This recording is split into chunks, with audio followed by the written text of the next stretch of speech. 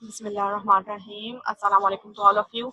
I'm your math teachers from Ismailia Youth Services Schools, and today we are going to learn chapter number 11 and chapter number 14, which are new chapters, and these are fundamental concepts of geometry. Before starting the chapters, I am going to tell you that we are only going to learn the definitions today, which are very important from the objective point of view. And let me give you some instructions. Do not disturb the class during the lecture, and if you have any queries you can ask me from the chat box in the end of the session. Okay. The topics which we are going to focus today are the definitions of the basic concepts of geometry and the definitions of terms related to practical geometry, and these are right bisector, angle bisector, medians and altitudes. Starting from the very first thing in geometry, which is point. What is point? Point has no dimension and denoted by capital letter. Whatever you may say A, B, C, but you have to denote it by a capital letter. A point is basically exact location in space or flat surface. It is exact location. It doesn't move from one direction to another. That's why it has no dimension. Then comes the line. Line, you are already aware of the term line, is a collection of too many points which are that continues forever in both direction. For example, this is a line, so it can goes over on forever from this and that direction as well. And line has only one dimension, which is length, and it is extended likewise I had said that it can go on forever from both sides, and it is denoted by small letters. Then comes the plane. What is plane? More than 2 point joins together to form a plane. For example, square, triangle, rectangle, these are all planes. Why? Because more than 2 points are joining together to make it. And plane is basically a flat surface that has no thickness. A plane contains many lines and extends without end in the direction of all its lines.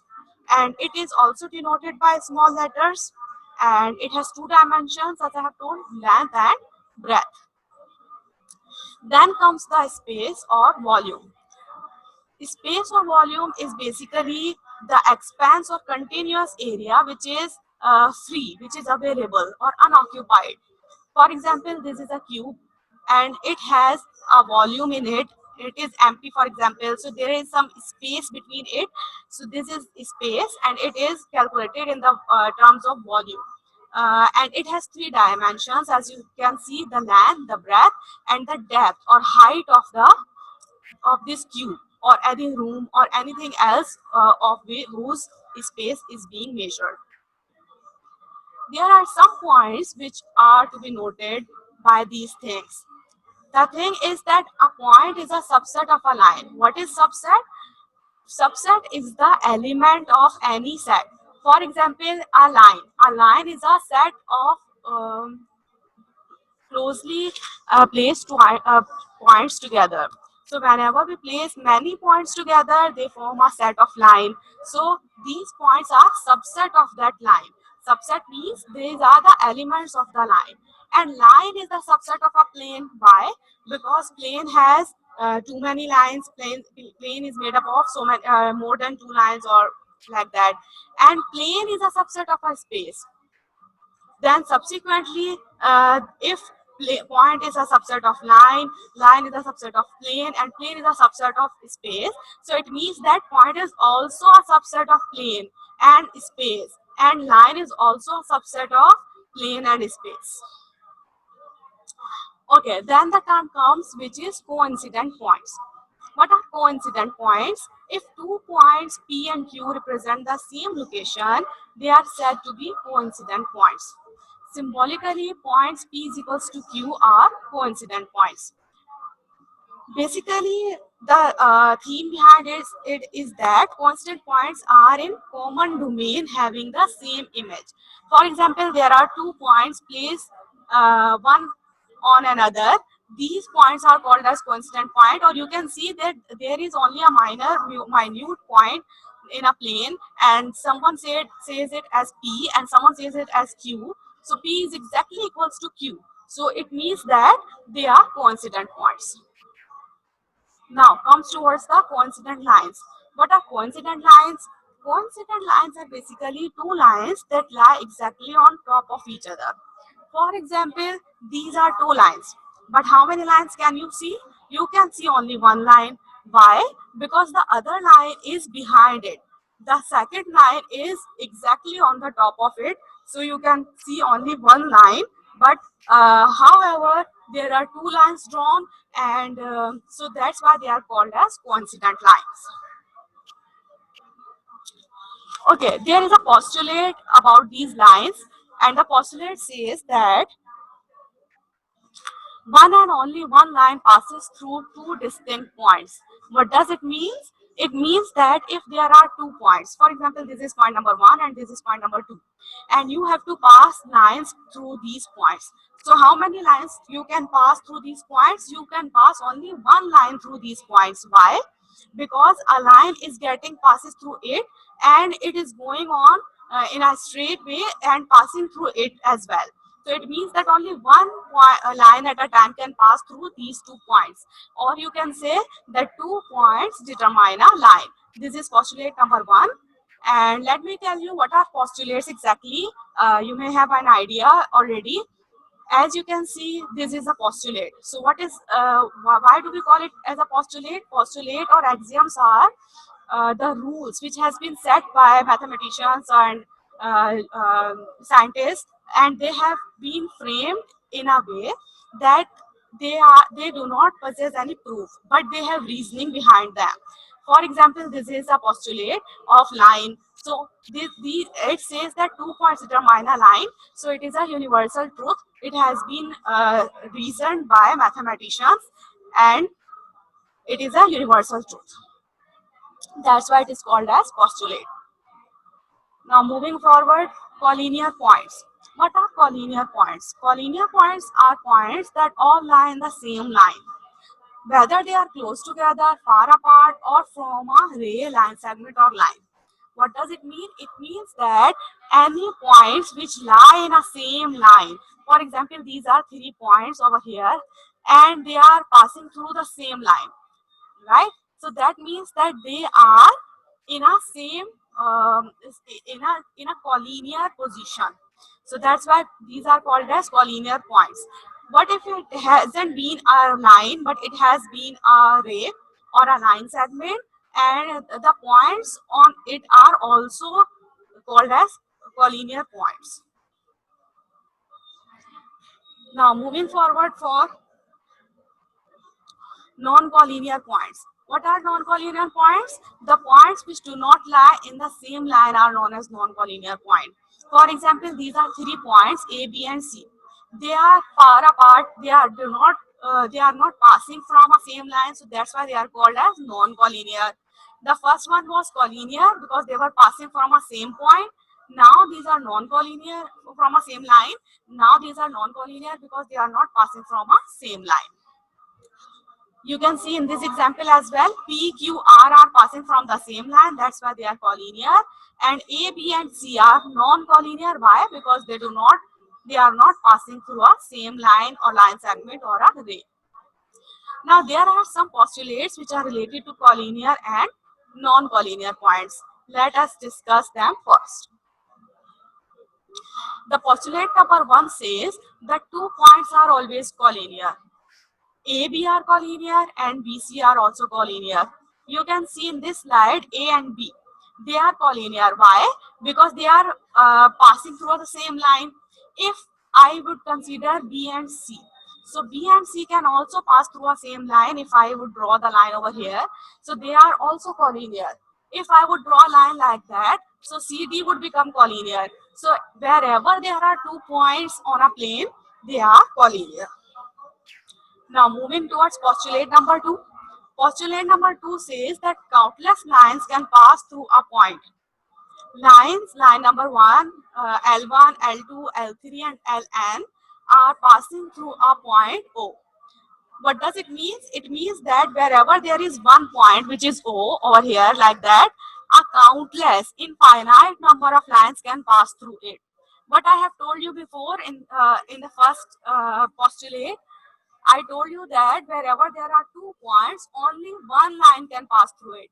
This thing is to be remembered, that wherever there are 2 points, only one line can pass through it. But wherever there is one point, countless, infinite number of lines can pass through it. Okay, now moving towards postulate number 3. The postulate number 3 says that one and only one plane passes through three non-collinear points. There is only one plane passing through A, B, and C. What does it mean? It means that likewise I have told you in the definition of a plane. What is plane? That wherever there are 3 points, more than 2 points, more than two non-collinear points make a plane. So the smallest plane would be of 3 points. So there are 3 points over there. So they are making a plane. Now moving forward,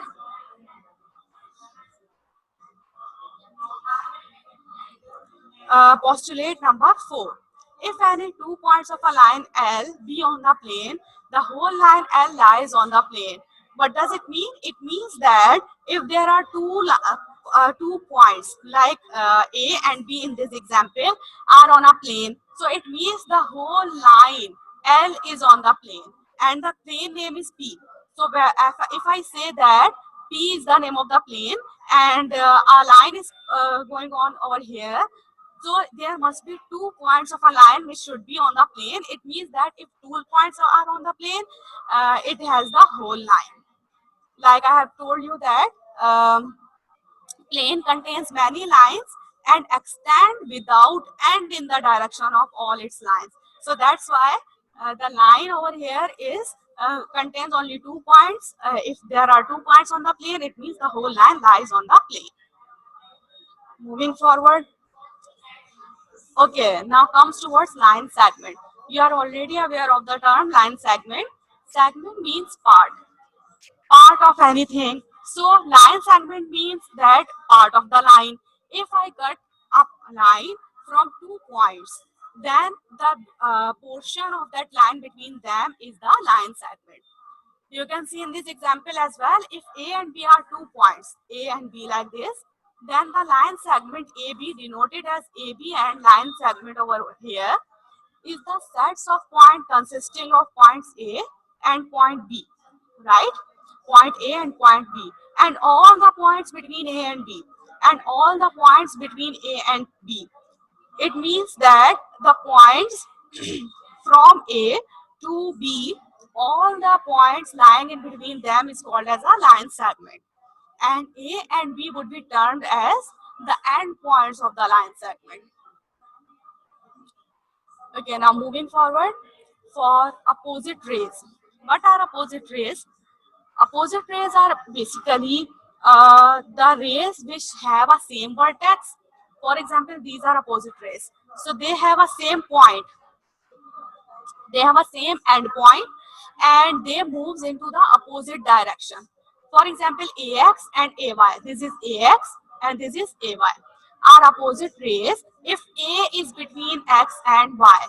A is the midpoint, you can say, or the end point of two rays, and opposite rays must have same endpoint. It is the endpoint of Y and endpoint of X. So it is the same endpoint which contains both the rays. These are opposite rays.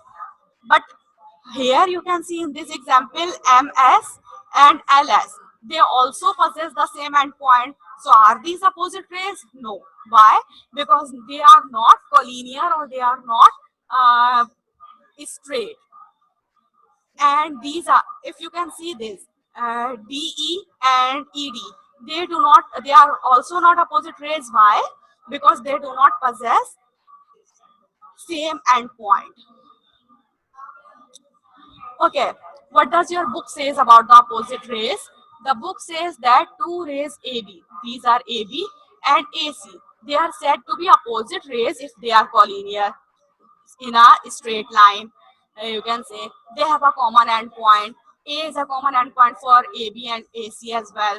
Their intersection is only common endpoint. They are not touching each other on any other points. That's why they are opposite rays. Okay, in the above figure, AB and AC are opposite rays. They fulfill all the three conditions. So what are the conditions of opposite rays? They must be collinear. They possess common endpoint and their intersection is only at the common endpoint. Understand? Now there is a postulate regarding these opposite rays as well. It says that a line segment can be bisected at one and only one point. What does it mean? It means that whenever we have a line segment, for example, AB is a line segment, so we can cut this line segment into half only from the mid. It is understood.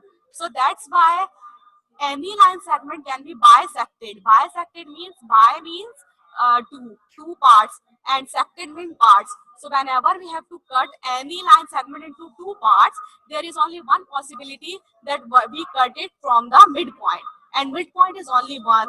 That's why we can bisect any line segment from only midpoint.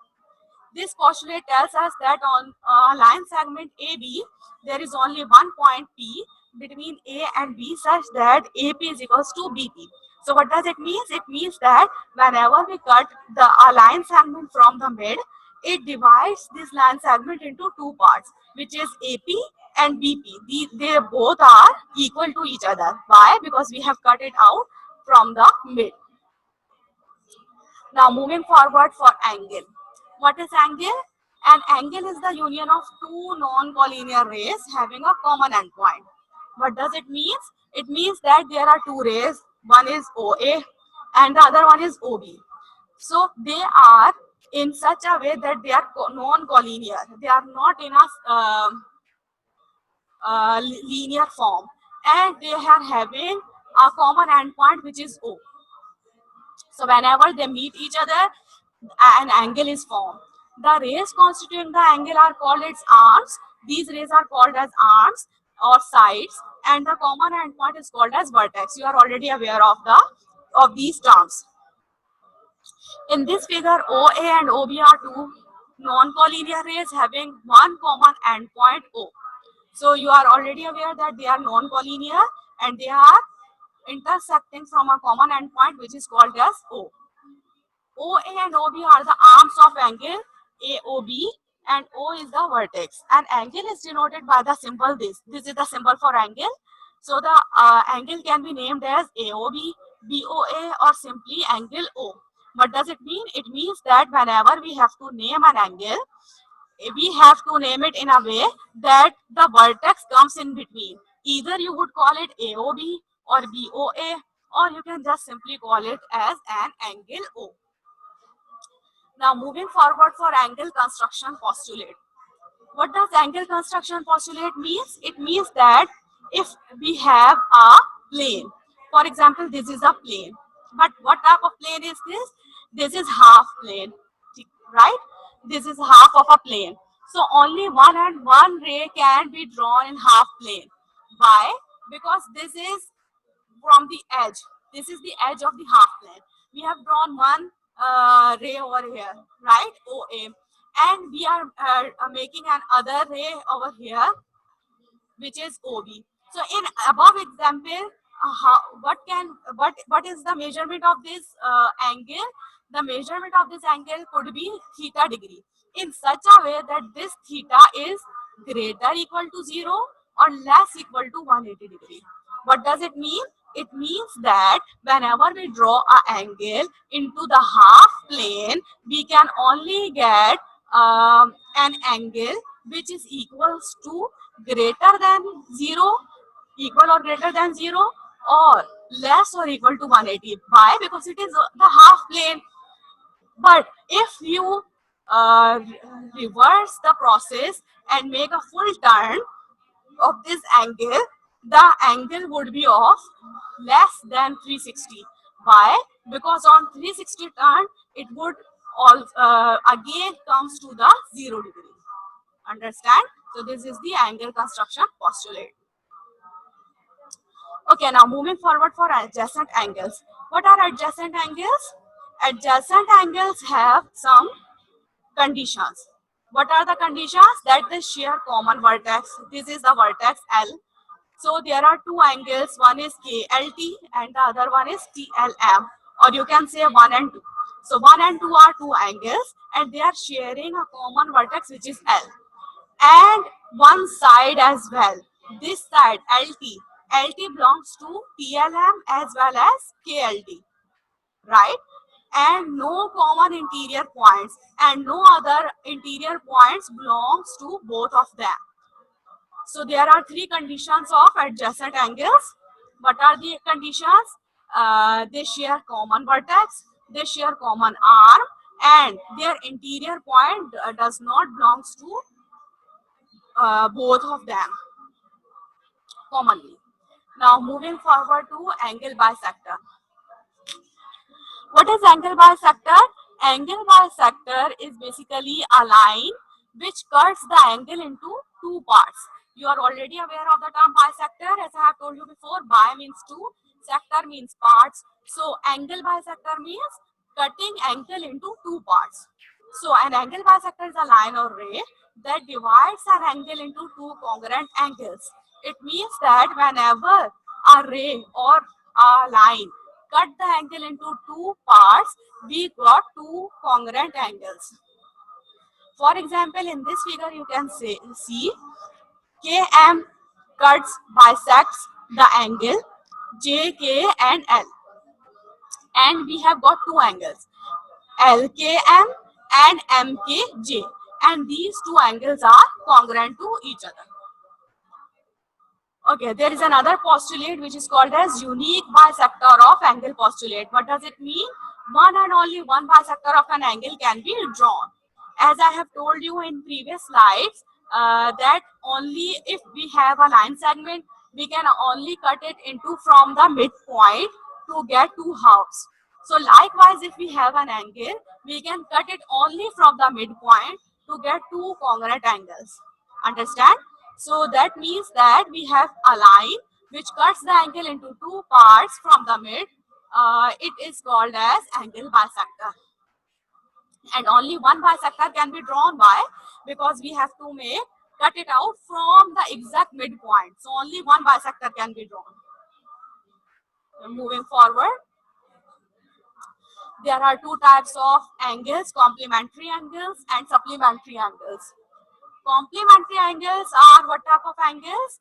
That add up to 90 degree. You are already aware. For example, 52 and 38. They two all together makes an angle of 90 degree. So this is complementary angles. They both are. And what are supplementary angles? Whenever two angles add up to 180 degree, they make supplementary angles. For example, 128 plus 52. So these are two angles. They are adding up together to make 180 degree angle, which is a straight angle. So they all together make supplementary angle. Now coming forward for supplement postulate. What is supplement postulate? The supplement postulate states that if two angles form a linear pair, then they are supplementary. For example, this is angle 1 and angle 2 are supplementary by supplement postulate. What does it mean? That if two angles from a linear pair, this is a linear, a straight angle, a line, and this is the linear pair of two angles, 1 and 2. So they are supplement to each other. Why? Because they are making the angle of 180 degree. What do we have to note in this? If two adjacent angles are supplementary, their non-common arms are a pair of opposite rays. In above figure, BA and O and CB, BA and CB are opposite rays. So you can see that if we have a supplementary angle like this, and we have a midpoint which is B, not a midpoint, the intersecting point. The two rays are intersecting at point B. So this B is the common endpoint for CB and AB as well. So they both are opposite rays. Now moving forward for right angle and perpendiculars. You are already aware that whenever there are supplementary angle, it adds up to 180 degrees. So 180 degrees a half is 90 degree. So whenever we have a straight angle or 180 degree angle and we cut it into two halves, it makes two right angles. What does perpendicular mean? Perpendicular means that if two lines are in such a way that they are making a right angle, they are perpendicular to each other. For example, L1 and L2 are making right angles, so they are perpendicular to each other. OA and OB are making right angles, so they are perpendicular to each other. And AB and CD are perpendicular to each other. Why? Because they are making a right angle from them. Now moving forward, congruent angles. What does congruent angle means? That two angles with the same measure are called congruent angle. You are already aware of the term. We use is equals to sign for equality and we use congruent sign for congruence.